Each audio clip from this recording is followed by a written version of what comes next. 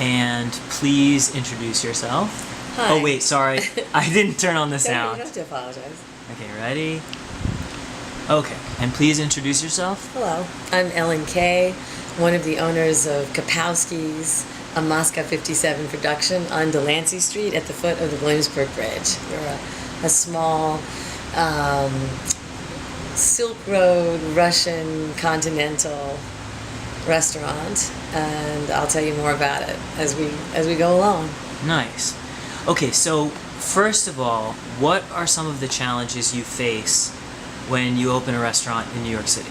Well, it's funny that you would start with what are some of the challenges that you face when you open a restaurant in New York City, because that's probably the most difficult question you're going to ask me during the whole interview.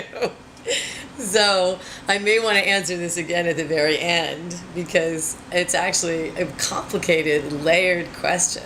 Because I think you'd have to take it by category. Like, is it the creating the business plan, which we actually spent 2 years on, to come up with an idea that felt original to me, but still was standing on the shoulders of my family.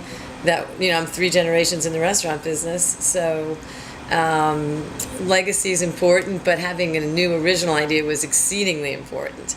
So is that a challenge? 2 years? It was a long time, and it was a lot of work. And Seth Goldman, my first original partner, and I worked very intensely on that.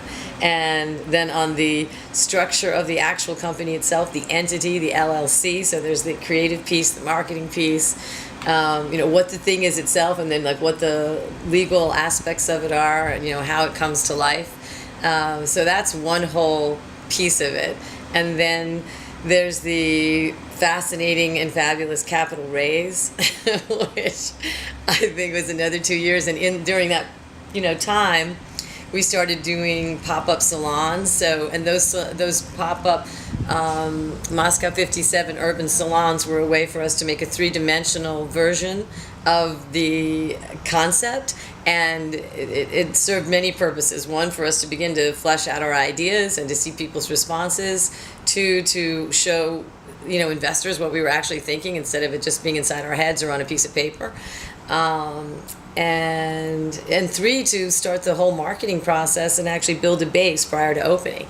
And it had our live music and our visual artists, and we did it under the train tracks in Harlem. So if you ask me about challenges in that stage, I'd say at the Urban Garden Center, it was wonderful being there, but it was summer and it was under the train tracks, and we had live music, so we had trains going over, and we were cooking there. Seth was cooking kebabs, and Ethan and I and the band were performing, and we had an old-fashioned movie screen telling stories. So there were many challenges at that time. We were in East Harlem on 116th Street, which I live right there, so it was great to be in my home, in my backyard, but it was summer. So, and we've done a lot of other pop-ups during that 2-year period, all the way to New Orleans. We did about 4 down there, and we created a podcast, and we did 7 episodes, and then maybe about 40 interviews, again from Harlem to New Orleans. So each of those pieces of who we are had many challenges, and all of them went into the creation of first Moscow 57 and now Kapowski's. But the capital raise itself is a whole nother complex creature, and if you've never raised money before, or if you're like me, the last thing on earth you want to do is ask someone for money.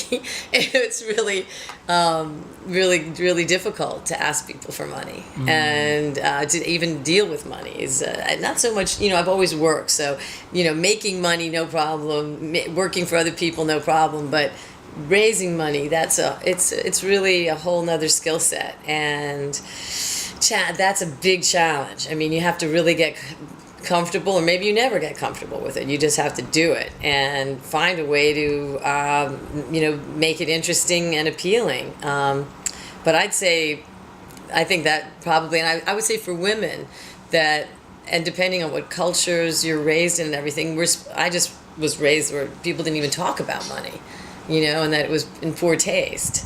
So, it's really challenging. Yeah. And most of the people you're raising money from are men. So that's a whole another piece of what it is to be a woman on a capital Ray. So my two partners are men, and I'm sure I wouldn't be here today if it weren't for them. And one of my biggest investors is a woman. So I mean, you look at all these dynamics, and quite a few women have invested. So I wouldn't be here without them. But I also, men are big investors in this, and also a big part of how this place runs. So those dynamics are completely different, and you don't know what they are until you're dealing with it. And not that I didn't guess that these things would, be challenges, because I did. That's why I waited so long to do it. I didn't do it when I was a lot younger because I really wanted to know a lot more. And always figured it would be really, really hard. And I wanted my son to be older because it's such a roller coaster, and I didn't want him growing up in that roller coaster craziness.